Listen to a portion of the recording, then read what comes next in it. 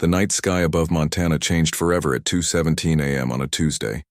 What began as a routine shift for Commander Jack Harrison at Earth Defense Force's North American Monitoring Station became the most important moment in human history. Jack rubbed his tired eyes as he stared at the display screen. Something wasn't right. The sensors were picking up energy signatures unlike anything he'd ever seen before, massive and moving in perfect formation at the edge of the solar system. "Computer, run diagnostic check on long-range sensors," he ordered, reaching for his lukewarm coffee. "Diagnostic complete. All systems functioning within normal parameters," the computer responded. Jack's heart rate quickened. If it wasn't a malfunction, then he pressed the emergency alert button.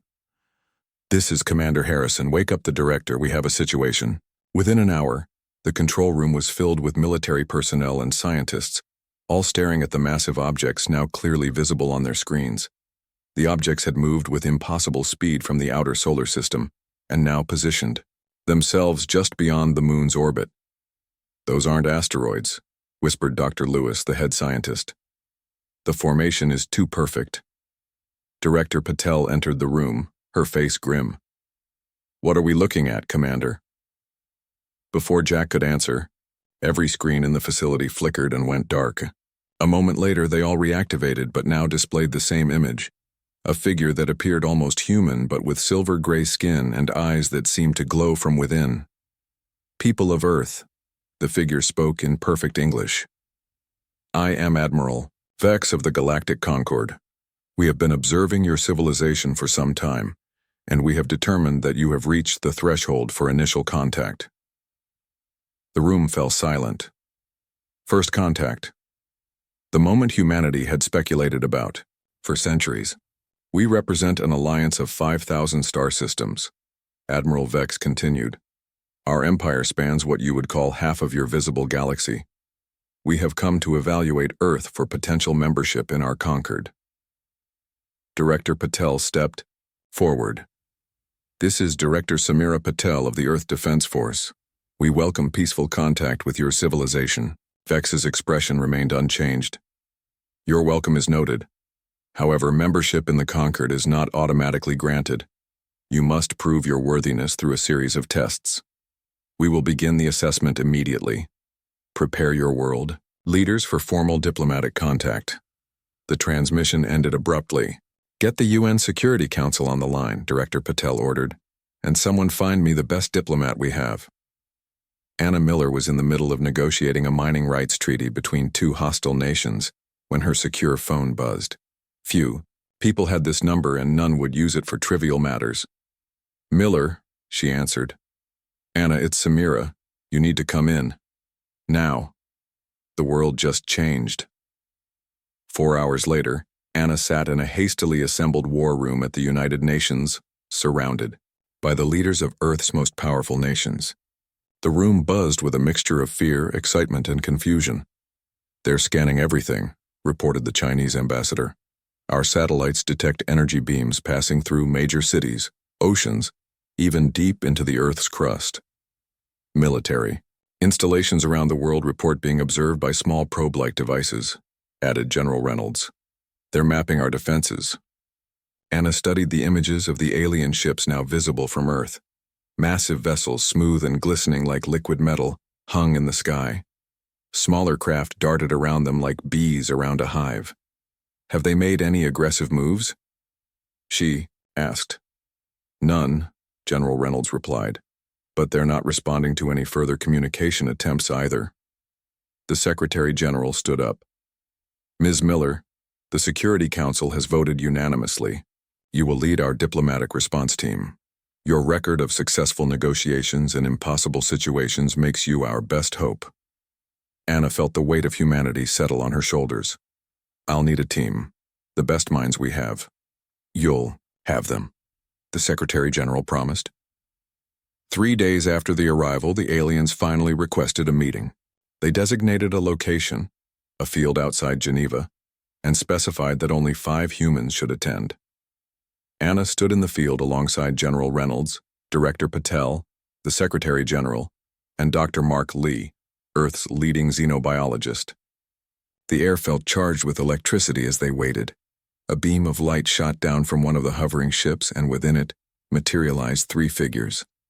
Admiral Vex stood in front, flanked by two taller aliens with more pronounced non-human features.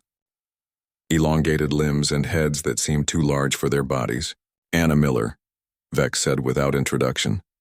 "Your mind patterns indicate you are the designated communicator for your species." Anna stepped forward. "I am, and I welcome you formally to Earth." "Your welcome is unnecessary. We are here to assess, not to visit," Vex replied coldly. "The Galactic Concord has established protocols for emerging civilizations. You will be tested on technology, resource management, societal cohesion, and biological compatibility." "Tested for what purpose?" Anna asked. "To determine your place within the Concord, if any," one of the other aliens spoke. "I am scientist, Mur. I will oversee the biological and technological assessment." The third alien remained silent, merely observing with eyes that seemed to absorb everything. "We have prepared information about Earth to share with you," Anna offered, gesturing to Dr. Lee, who held a data device. "Unnecessary," Beck stated. "Our scans have already collected most relevant data. Your technological development is primitive, but adequate for initial consideration. Your biological diversity is interesting." The way Vex said interesting sent chills down Anna's spine. "The tests will begin tomorrow," Vex continued. "We will select representatives from your population. They will be returned unharmed." "Selected how?" General Reynolds asked sharply. "We need assurances about the safety of our people." The silent alien finally spoke, its voice deeper than the others. "Your concerns reveal your species' fear-based responses. This is noted in the assessment." Without further discussion, the aliens disappeared in the same beam of light that had delivered them. Back at the newly established First Contact headquarters, Commander Jack Harrison reviewed the security footage from the meeting. "I don't trust them," he told Anna as they sat in her makeshift office. "Their body language, if you can call it that, suggests they're holding back significant information." Anna nodded. "Every diplomat holds cards close to their chest, even alien ones apparently." "It's more than that," Jack insisted. "The way they dismissed our data, their interest in our biological diversity, something doesn't add up." "What are you suggesting?" Jack pulled up satellite imagery on his tablet. "While everyone was focused on the big ships, I've been tracking these smaller vessels. They're taking samples, water, soil, and if these readings are correct, biological specimens." Anna studied the images. "From uninhabited areas?" "Mostly, yes. But there have been reports of people seeing strange lights and then experiencing missing time. Just isolated incidents, but enough to be concerning." Anna finished his thought. "We need more information before we can make any judgments." Jack nodded grimly. "The problem is I think they're testing us, but not in the way they claim. These scanning patterns focus heavily on our resources, particularly fresh water and certain mineral deposits." "You think this is about resources, not membership in their Concord?" "I think," Jack said carefully, "that humanity needs to prepare for all possibilities while we play along with their tests. Because if they're not here to welcome us to the galactic community, then we need to be ready to defend our home," Anna concluded, her expression hardening with resolve. As night fell over Earth, the alien ships continued their silent vigil, their lights reflecting off the oceans below like stars cast down from heaven, or perhaps more ominously like eyes watching a prize they intended to claim. The massive Concord ship hovered over Lake Michigan like a metallic cloud. Its surface rippled with strange lights as it extended a long tube down to the water. Commander Jack Harrison watched through binoculars from the shore, carefully hidden among trees. "They're taking water samples again," he reported into his secure comm. "This is the 7th major freshwater body they've targeted in 3 days." Back at First Contact headquarters, Anna Miller received Jack's transmission while trying to maintain a calm appearance during her daily meeting with Admiral Vex and scientist Mur. "Your species shows remarkable adaptability," Mur was saying as He studied data on a floating screen only the aliens could see clearly. Though your technological development is quaint. Anna smiled politely, hiding her irritation at their constant condescension. We're a young species by cosmic standards.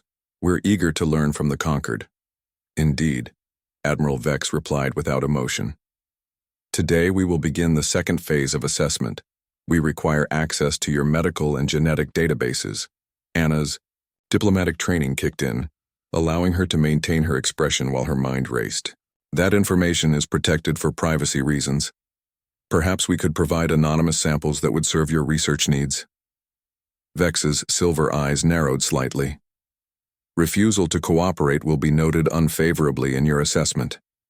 It's not a refusal, Anna said smoothly. It's an alternative solution that respects our cultural values while meeting your needs. Murr made a clicking sound that might have been amusement. Cultural values are temporary constructs. Species that join the conquered eventually adopt more efficient perspectives. The implied threat wasn't lost on Anna. She needed to buy time. I'll consult with Earth's leadership immediately, she promised. But I'm curious, what aspects of human genetics interest you most?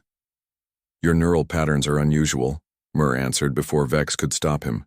Your brains process information in ways we haven't observed in similar species. This was the first truly useful information they had volunteered. Anna carefully steered the conversation to learn more, while secretly signaling for Dr. Lee to join them. Tom Wilson had spent 20 years as a military strategist before being assigned to Anna's team. Now he stood in a secure underground room, surrounded by maps showing conquered activity across the globe. They're focusing on three things, he explained to the assembled International Security Council. Water resources, mineral deposits rich in rare elements, and human population centers with specific demographic profiles. What kind of profiles? Asked the representative from India. Tom pulled up a chart. Mostly areas with young, healthy populations between ages 18 and 35. And they're particularly interested in regions with high levels of creative output, technology hubs, university towns, arts centers. They're resource mapping, said the Russian general flatly. This isn't a cultural exchange, it's an inventory. Tom nodded grimly. Every test they've administered has been designed to gather information about our capabilities and resources. The language tests measure our communication efficiency. The technology assessments catalog our advancement level. They're not testing if we deserve to join their conquered. They're assessing our value as a conquest. The room fell silent as the implications sank in. What about their military capabilities? Asked the Chinese representative. Far beyond ours, Tom admitted. But they have patterns, weaknesses in their formations. They move with almost mathematical precision, which means they might lack adaptability, and they seem to rely heavily on their technology. We need more information, the American general stated, and we need a contingency plan. Dr. Mark Lee studied the brainwave patterns on his screen with growing excitement. The conquered had invited 50 humans to undergo neural scanning, supposedly to assess compatibility with their communication systems. What they didn't know was that Dr. Lee had equipped each volunteer with microscopic sensors that recorded the alien scanning process itself. They're not just scanning our brains, he explained to Anna when she visited his lab that evening. They're testing how our neural networks respond to specific stimuli. Look at these patterns. He showed her a complex graph. When the human brain encounters certain frequencies, it produces unique wave patterns. The aliens seem extremely interested in these responses. What does it mean? Anna asked. I'm not sure yet, but they're focusing on areas related to creativity and problem solving, areas where humans excel compared to AI systems. He lowered his voice. And I've detected something else. During the scans, the aliens are also attempting to map neural pathways as if they're looking for access points. Access points? You mean like they're trying to interface with human brains? Dr. Lee nodded slowly. Or maybe looking for ways to control them. Jack Harrison slipped through the woods near the crash site, his heart pounding. 18 hours ago, a small conquered vessel had experienced some kind of malfunction and crashed in the remote forests of northern Canada. Before the main conquered ships could respond, Earth's military had secretly secured the area. The crashed ship was smaller than expected, about the size of a bus. Its hull had cracked open, revealing strange technology inside that seemed to pulse with an inner light.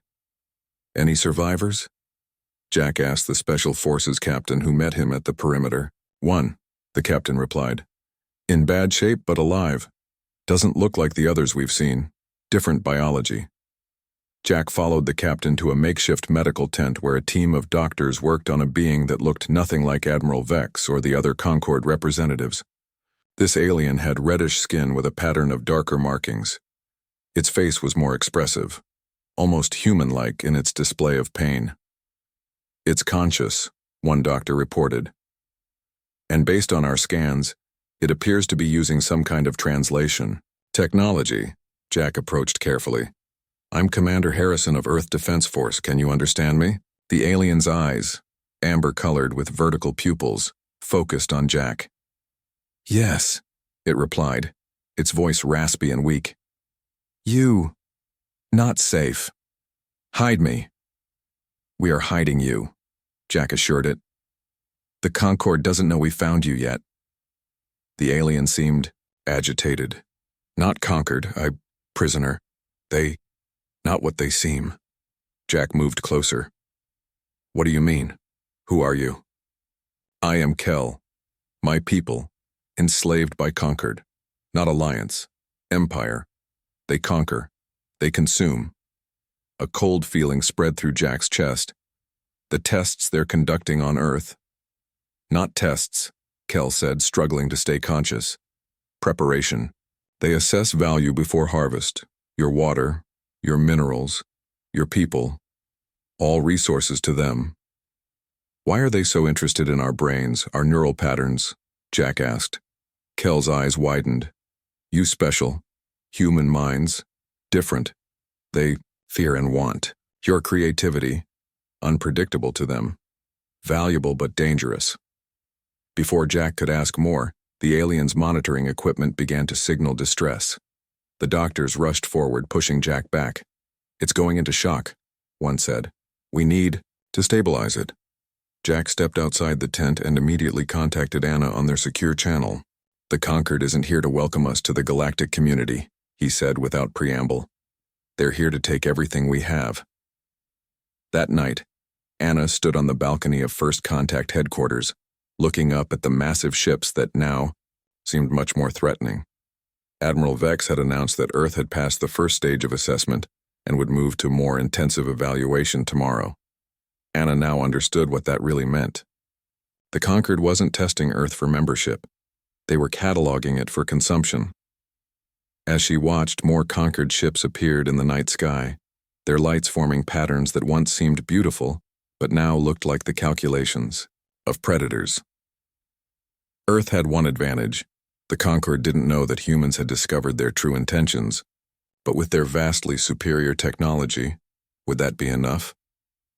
Anna thought about Jack's report on the crashed alien named Kel. If there were enslaved species within the Conquered, perhaps Earth wasn't alone in its resistance. Her phone buzzed, with a message from Tom Wilson. "Defense plans ready for review. Operation Shield Wall initialized." Earth would not go quietly. The assessment had shifted, not of Earth by the Conquered, but of the threat the Conquered posed to humanity's survival. And humanity was preparing its answer. Access denied indeed. Part 3. The Revelation. The underground bunker 20 miles outside of Ottawa buzzed with activity. What had started as a temporary medical facility for the alien, Kel had transformed into the heart of Earth's resistance. Military personnel from a dozen countries worked alongside scientists, each focused on the growing crisis above them. Kel, now stronger after 3 days of recovery, sat propped up on a medical bed. The alien's reddish skin had regained some of its luster, and the dark markings across its face seemed to shift slightly when it spoke. "My people are called the Narians," Kel explained to the assembled Earth leadership. "We were once like you, independent, proud with our own growing civilization, The Concord arrived 50 of your years ago with promises of advancement and protection. Anna Miller leaned forward. And then they conquered you instead? Kel nodded, a gesture they had clearly learned from observing humans. They follow the same pattern with all worlds they target. First contact, assessment, then the final testing, which is actually the beginning of their invasion protocol. Jack Harrison studied the holographic star map Kel had helped them create, showing dozens of conquered worlds. How many civilizations have they absorbed this way? 37 complete civilizations, Kel replied. Hundreds of colony worlds. Some species are kept as servants, others as soldiers. Kel's voice faltered. Some are harvested for resources. The room fell silent as the implications sank in. Tom Wilson pointed to markings on the star map. These formations, are they Concord military installations? Yes. Their fleet movements follow strict patterns. They believe in perfect order, perfect control. Kel's amber eyes narrowed. It is their strength, but also their weakness. Dr. Lee, who had been quietly analyzing data in the corner, suddenly looked up. That explains the neural scanning. They're cataloging human brain patterns because our neural pathways show more randomness and creativity than they're accustomed to. Yes, Kel confirmed. Human minds are unusual. You make connections the Conquered cannot predict. It makes you dangerous to them, but also valuable. They will likely try to preserve many humans as resources. Anna couldn't suppress a shudder. Resources for what? Mental processing. Creative problem-solving. The Conquered connects minds to their systems, extracting thought patterns to power certain technologies. Kel's voice grew quieter. It is not a process designed for comfort. Jack slammed his fist on the table. We need to warn everyone. The world needs to know what we're really facing. No, Tom countered immediately. If we create a global panic, we lose any advantage surprise might give us. And if the Concord realizes we know their true purpose, they'll skip the rest of their assessment phase and move directly to invasion. Anna nodded reluctantly. He's right. We need to maintain the appearance of cooperation while we prepare our defense. Which brings us to the most important question. She turned to Kel. How do we fight them? They're centuries ahead of us technologically.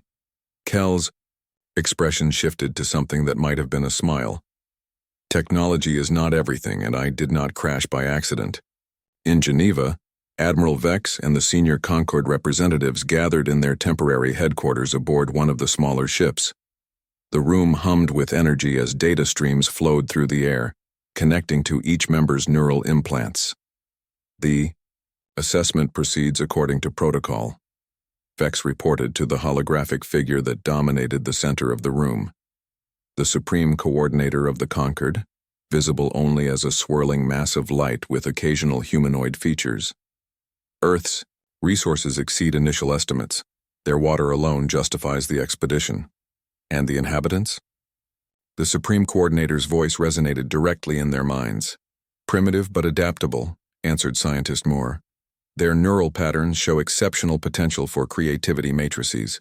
Nearly 30% of the population would be suitable for integration into the thought engines. The Supreme Coordinator's form pulsed with what might have been satisfaction. Excellent. And their defenses? Negligible, reported the third Concord representative, Military Overseer Draz. Projectile weapons, crude missiles, limited orbital capabilities. They could not withstand even a single battle group. They continue to cooperate with assessment protocols? The coordinator asked. They believe they are being evaluated for membership, Vex confirmed. Their diplomatic representative, Anna Miller, displays occasional suspicion but no outright resistance. What of the missing scout vessel? The coordinator's tone sharpened. Vex hesitated. Destroyed in atmospheric entry. No recoverable components. You are certain? No survivors? None, Vex replied firmly. The crash site was thoroughly sterilized. The Supreme Coordinator's form expanded briefly. Proceed to the final assessment phase. I want Earth's integration to begin within 7 planetary rotations. The hologram disappeared, leaving the three conquered leaders alone. "You lied to the coordinator," Mur observed, neither approving nor condemning. "The crash site was empty when our recovery team arrived," Vex replied. "If primitive humans found something before us, they could not possibly understand its significance. It is a minor detail not worth the coordinator's attention." Military Overseer Draz's expression remained impassive. "Let us hope your assessment is correct, Admiral, for all our sakes." Back in the underground facility, Dr. Lee worked feverishly alongside a team of engineers and computer scientists. On the table before them lay components salvaged from Kel's crashed ship, including what the alien had identified as a neural interface device. "This is how they connect minds to their technology," Kel explained, pointing to a delicate crown-like object. "It translates thought patterns into commands their systems can understand." Dr. Lee carefully examined the device without touching it. "And you believe we can reverse this? Use it to disrupt their systems instead?" "The Concord built their empire on strict order and predictability," Kel replied. "Human minds are naturally chaotic by their standards. If we can amplify that chaos and broadcast it through their own communication network, we could temporarily disable their technology," Jack finished, catching on quickly. "Like a mental virus." Tom Wilson frowned. "Even if this works, it would only give us a brief advantage. How do we capitalize on that?" "By showing the other enslaved species that resistance is possible," Anna said, understanding dawning on her face. "Kel, how many others like you are there? Those who secretly oppose the conquered?" "Many," Kel answered. "On every ship on every conquered world. We wait, we watch, but we have never had hope before. The conquered's technology has always been too powerful, too integrated." Jack studied the neural device. "Until now." Dr. Lee held up a small circuit board from the alien technology. "I think I understand how this works. It's not entirely unlike our own neural network computing, just vastly more advanced, but the principles are similar enough that we might be able to interface with it." "How long?" Anna asked. "Days, not weeks," Dr. Lee replied. "But we'll need more processing power than we have here." "You'll have it," Tom promised. "Every supercomputer, on Earth if necessary." Anna turned to Kel. "We need to know everything about the final test they're planning. What exactly happens, and how much time we have to prepare. They will select representatives from your population for what they call compatibility assessment," Kel explained. "In reality, they are identifying the most valuable individuals for processing. Once they have completed their catalog, the main fleet arrives." "Main fleet?" Jack's head snapped up. "You mean there are more ships coming?" Kel's expression grew grave. "What you see in orbit is merely the assessment force. The invasion fleet is much larger." The room fell silent again as everyone absorbed this information. Finally, Anna spoke. "Then we don't have much time. We need to prepare Earth's defenses while maintaining the illusion of cooperation. And we need to get that neural disruptor working." "There's something else," Kel said quietly. "Something I have not told you yet. The reason the Concord fears human creativity." All eyes turned to the alien. "There was once another species with mental patterns similar to yours. They nearly broke free of the Conquered before they were eliminated. The Conquered will not risk that again. If they sense your resistance, they will not attempt to harvest Earth. They will destroy it completely." The weight of Kel's words settled over the room like a heavy blanket. "Then we get one chance," Jack said grimly. "And we better not waste it." Outside, above the clouds that hid the secret facility, the conquered ships continued their silent watch, unaware that their carefully orchestrated assessment had just become a race against time. The night sky over Beijing glowed with the eerie light of conquered ships. Similar scenes played out over every major city on Earth as the alien vessels positioned themselves strategically around the globe. To most of humanity, it still appeared to be a peaceful first contact.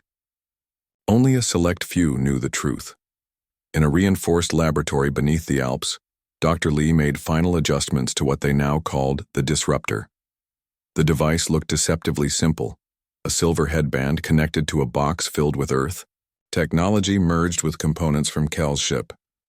The principle is straightforward, Dr. Lee explained to Anna, Jack, and Tom as they watched him work. The Concord systems are built on perfect order and predictability. Human brains naturally produce patterns that are chaotic by their standards. This device amplifies those patterns and converts them into a signal the Concord's technology can receive. Will it hurt the person wearing it? Anna asked, eyeing the headband. No, Kel answered from where he sat nearby. It only reads neural activity. It does not control or harm the mind. Tom studied the schematics on a nearby screen. And you're sure this disruption will affect all their systems? Not all, Dr. Lee admitted.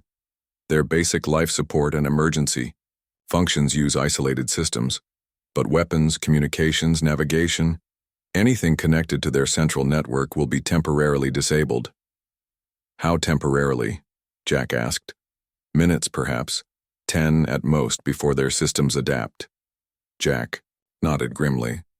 Then we need to make those minutes count. Under the cover of darkness, Special Forces teams from a dozen nations were deployed to key locations around the world. Each team carried a compact version of the Disruptor, designed to be attached to Concord vessels. Commander Jack Harrison led the most critical mission, placing a device on Admiral Vex's command ship hovering over Geneva. His team consisted of 6 elite soldiers, and Kel, whose knowledge of Concord ships was essential. They approached by helicopter, flying dangerously low to avoid detection. When they reached the perimeter of the invisible energy field surrounding the ship, Kel activated a small device that opened a narrow corridor through the field. We have 4 minutes before the field recalibrates, Kel whispered. The team deployed from the helicopter using nearly silent jetpacks, another technology based on components from Kel's crashed ship. They landed on the smooth outer hull of the massive vessel, magnetic boots allowing them to walk on its surface. This way, Kel directed, leading them to a maintenance access point. The ship's skin can sense intrusion, but these panels are designed for external repair drones. The sensors are less sensitive here. Using tools Kel had helped design, they carefully opened the panel. Jack felt sweat dripping down his back despite the cool night air. If they were discovered now, the entire plan would fail. Inside the ship, they moved quickly through narrow maintenance tunnels bathed in a pulsing blue light.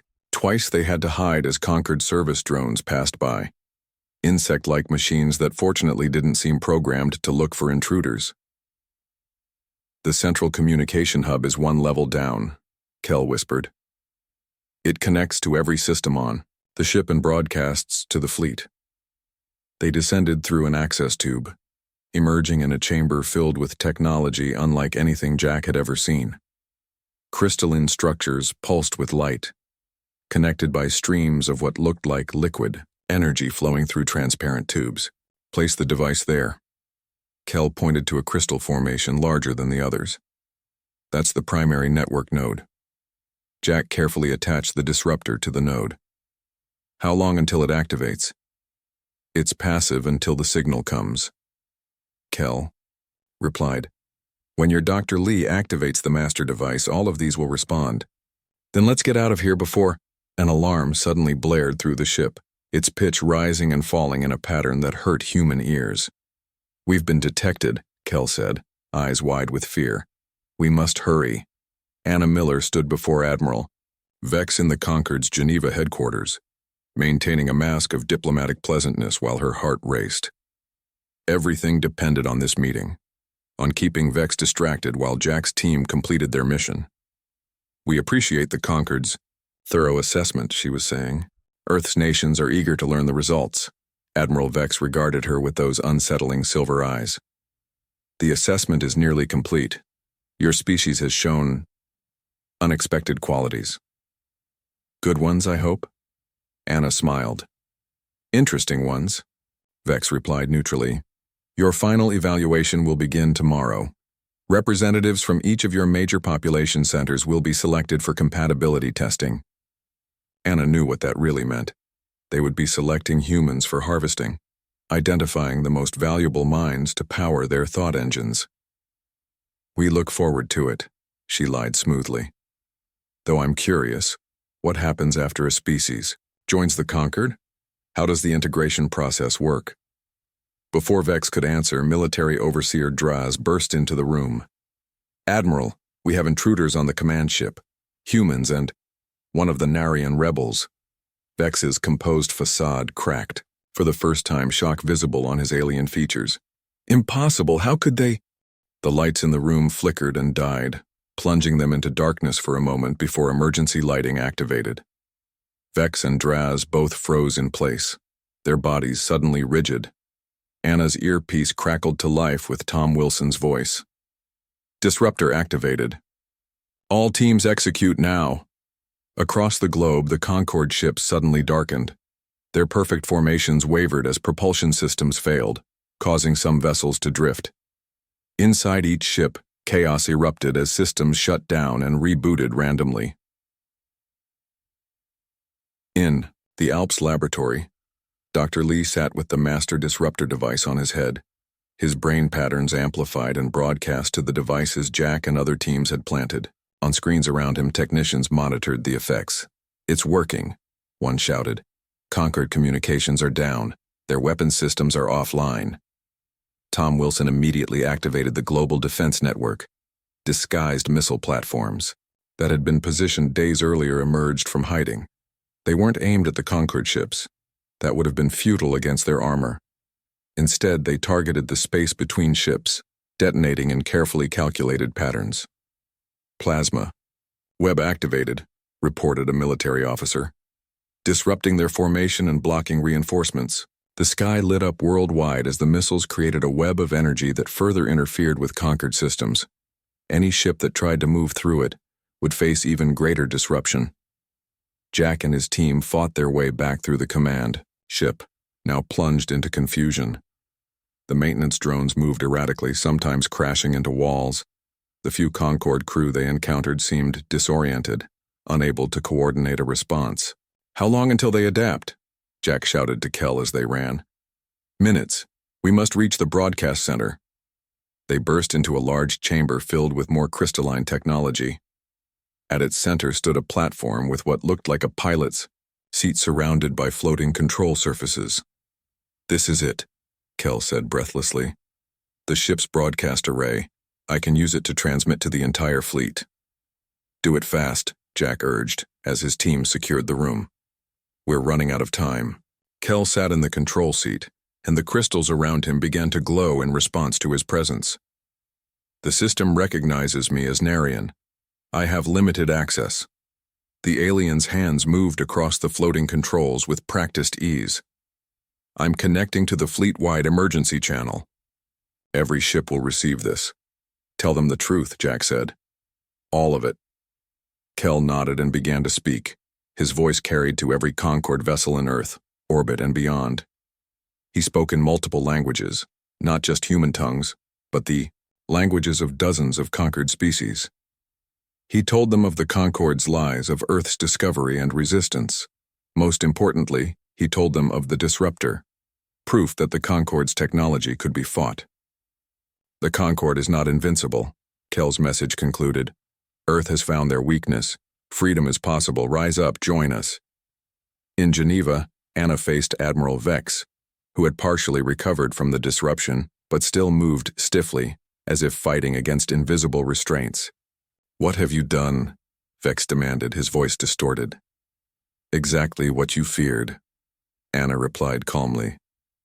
"We've embraced our chaotic, creative nature, the very thing you wanted to harness but couldn't control."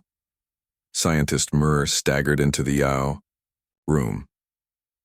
"Admiral, we're receiving reports of rebellion on multiple ships. The subject species are rising up." Vex's silver eyes widened. "Impossible. The control protocols are compromised," Anna finished for him. "Just like your assessment of Earth." A communication device on Vex's wrist flickered to life, showing the holographic form of the Supreme Coordinator. "Admiral Vex, explain this." "Failure immediately," the figure demanded. "Supreme Coordinator," Vex began, But Anna stepped forward. Your admiral can't explain because he fundamentally misunderstood us, she interrupted. Earth isn't just another resource for your empire. We're something you've never encountered before, a species that refuses to be catalogued, controlled, or conquered. The coordinator's form pulsed with what might have been rage. You are primitive beings. Your resistance is meaningless. Is it? Anna gestured to the windows where conquered ships could be seen drifting out of formation, some of them firing upon each other as internal rebellions spread. Your empire is built on fear and control. Take those away and what's left? The disruption was beginning to fade. Systems were coming back online. But the damage was done. The perfect order of the conquered had been broken, perhaps irreparably. This isn't over, the Supreme Coordinator hissed before the transmission cut out. Vex turned to Anna, his composed demeanor completely shattered. You have no idea what you've done. The full might of the conquered will descend upon your world. Perhaps, Anna acknowledged. But not today. And today, Admiral Vex, humanity is sending you a message. Access denied. Earth is not yours to take. The sky above Earth had become a battlefield. Conquered ships, once arranged in perfect geometric patterns, now moved in chaos. Some drifted aimlessly, their systems still recovering from the neural disruption. Others fired upon each other as enslaved. Crew members seized the opportunity to rebel. In the command center beneath the Alps, Tom Wilson directed Earth's forces with calculated precision. Screens surrounding him showed the global situation, updating in real time. Focus fire on the ships, still under conquered control, he ordered. Support the rebel vessels where possible. Remember, we're not just fighting for Earth. We're fighting for everyone the Concord has enslaved. Military teams worldwide deployed the weapons they had secretly prepared over the past week. While primitive compared to conquered technology, they had been specifically designed based on Kel's knowledge of conquered weaknesses. Dr. Lee rushed into the command center, his face flushed with excitement. The neural disruptor worked even better than we hoped. The signal has created a cascading effect through their network. Even as they recover from the initial disruption, their systems are experiencing random failures. How long will that last? Tom asked. Hours, maybe days, Dr. Lee replied. Their entire system architecture is based on predictable patterns. Our chaotic signal is like a virus to them. They can't simply delete it without rebuilding their core protocols. Tom allowed, himself a small smile. Then we have a fighting chance. Jack Harrison and his team, along with Kel, had escaped the command ship during the chaos and now approached the Geneva headquarters where Anna was confronting Admiral Vex. We need to get her out of there, Jack told his team as their transport raced through the night sky. Before the conquered leadership recovers enough to retaliate. Look. One of his soldiers pointed upward. A massive portal was forming in space above Earth, a swirling distortion that seemed to tear the very fabric of reality. Through it they could see the silhouettes of more conquered vessels. The invasion fleet, Kel said grimly. They're coming, Jack's jaw tightened. Then we better hurry. In Geneva, Anna stood her ground as Admiral Vex regained more control of his faculties. The alien leader's silver skin had taken on a darker hue. Whether from anger or some biological response to stress, Anna couldn't tell. Your resistance is remarkable, Vex said, his voice steadier now. But ultimately futile. The conquered spans half the galaxy. Your world is alone. Are we? Anna challenged. Because from where I stand it looks like your empire is fracturing from within. Military Overseer Draz burst into the room again. Admiral, rebellions have broken out on 37 ships. And the humans? They're coordinating attacks to support the rebels. Vex's expression darkened further. Deploy the subjugation protocols. All rebel crews are to be purged. Prepare the remaining ships to receive the invasion fleet. Anna felt a chill run down her spine. Purged? You would massacre your own people rather than admit they deserve freedom? They are not people, Vex replied coldly. They are resources. As you would have been. A loud explosion rocked the building. Through the windows, Anna could see Jack's team engaging conquered security forces outside. Your time is running out, Admiral, she said, more quickly than you realize. Across Earth, people watched in terror and awe as the sky erupted in battle. Government broadcasts had finally revealed the truth, that the seemingly peaceful first contact was actually an invasion attempt, and that humanity was fighting back alongside aliens who had been enslaved by the conquered. In orbit, rebel-conquered, ships formed a defensive line, positioning themselves between Earth and the portal where the invasion fleet was beginning to emerge. Led by freed Narians and other enslaved species, they coordinated with Earth's military to establish a united defense. The first massive invasion vessel emerged completely from the portal, a behemoth dwarfing even the largest assessment ships. Its surface bristled with weapons that began to power up, glowing with ominous energy. In response, a swarm of smaller Earth vessels moved into position. Developed in secret based on Kel's technology, they carried compact neural disruptors. While individually weak, together they created a web of disruption that caused the invasion ship's weapons to falter and misfire. "Keep them off balance," Tom ordered from the command center. "Don't let them establish a foothold." Jack's team fought their way through the conquered headquarters, encountering resistance from security drones and the few conquered enforcers who had recovered from the disruption. "This way," Kel guided them through the complex. "The main chamber is ahead." They burst through the doors to find Anna facing down Admiral Vex and his lieutenants. Jack raised his weapon, but Anna held up a hand to stop him. "They need to hear this," she said, then turned back to Vex. "Your invasion has failed, Admiral. Not just because of our resistance, but because your entire empire is built on a fundamental lie. That order can only come through control. That unity requires submission." Through the windows, they could see more portals opening as the remainder of the invasion fleet arrived, but for each Concord ship that emerged, 2 rebel vessels moved to intercept it. Vex stared at the scene with disbelief. "This is impossible. The control protocols were created to suppress free will." Kel stepped forward. "But free will always finds a way to express itself." A massive explosion lit up the sky as one of the invasion ships was crippled by combined fire from Earth forces and rebel vessels. "You might conquer Earth," Jack said, "but it would cost you your empire. Is one planet worth that price?" Vex's communication device activated again, the Supreme Coordinator appearing in holographic form. But this time, the figure appeared distorted, flickering in and out of coherence. "Admiral Vex." The Coordinator's voice was filled with rage. "The rebellion spreads beyond Earth. Reports from 17 systems indicate uprising. What have you done?" "It wasn't him," Anna interjected. "It was the power of an idea, that freedom is possible. Your entire empire now knows that the Concord can be fought and defeated." The Coordinator's form stabilized momentarily. "This changes nothing. The invasion will proceed. Earth will be..." Another explosion rocked the building, cutting off the transmission. Through the windows they could see the command ship, Vex's own vessel, turning its weapons on other conquered ships.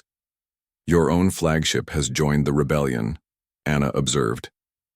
"Your empire is falling apart, Admiral, but it doesn't have to end in total destruction.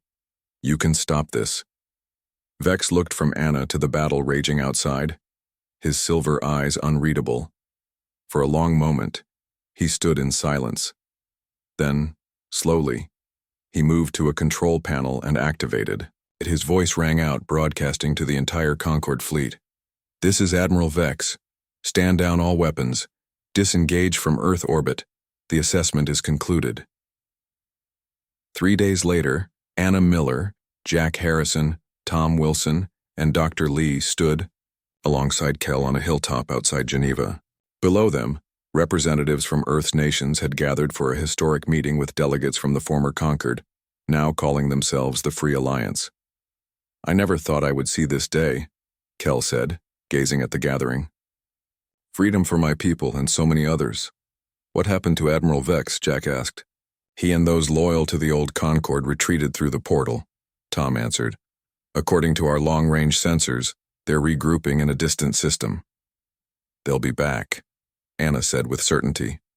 "Not today, maybe not for years, but eventually. And we'll be ready." Dr. Lee added. The neural disruption technology was just the beginning. With what we've learned from Kell and the other freed species, Earth's defenses will advance more in the next decade than they would have in a century. Below them, the gathering began to disperse as the first diplomatic agreements were signed. The former conquered ships still in Earth orbit were being repurposed, some as joint research vessels, others as the beginning of a defensive fleet to protect not just Earth, but all the newly liberated worlds. What will you do now, Kell? Anna asked. Return to my homeworld, help my people rebuild, the alien replied. But I will return. There is much our civilizations can learn from each other. Jack looked up at the sky, now peaceful again, but forever changed. And the Supreme Coordinator? What became of it? Unknown, Tom said. But its power was always based on the illusion of invincibility. That illusion is shattered now. A small ship approached, hovering above them. It was one of the new, hybrid vessels built with both human and alien technology. Its hatch opened in silent invitation. They're waiting for us, Anna said. The first joint mission to establish an early warning network. As they boarded the ship, Jack took one last look at Earth below them. You know, we never did give them a proper answer to their assessment. Anna smiled. I think we did. Earth to Galactic Empire. Access denied. The ship rose into the atmosphere, carrying representatives of Earth to join their new allies among the stars. Behind them, across the globe, humanity looked to the sky with new understanding. They were not alone in the universe, and they were not helpless. The cosmos held dangers, yes, but also friends and possibilities beyond imagination. The Concord had sought to add Earth to its collection of conquered worlds. Instead, Earth had helped free dozens of civilizations and forge a new alliance based on mutual respect rather than dominance. And throughout the galaxy, a message spread from world to world, system to system, carrying hope to those still under Concord control. Earth had done the impossible. Earth had said no to the empire that had never been denied. Earth had proven that freedom was possible. They called it the denied realm, the world that refused to submit, that had turned assessment into rebellion and invasion into liberation. And while the remains of the old conquered plotted their revenge from distant stars, they did so with a new emotion they had never experienced before: fear. For the first time in its long history, the conquered had encountered a force it could not predict or control: the chaotic creativity of the human spirit, now allied with the determined will of all those who yearned for freedom across the galaxy. The assessment was complete. The verdict rendered Earth to Galactic Empire. Access denied, you're not entering the realm, and the galaxy would never be the same.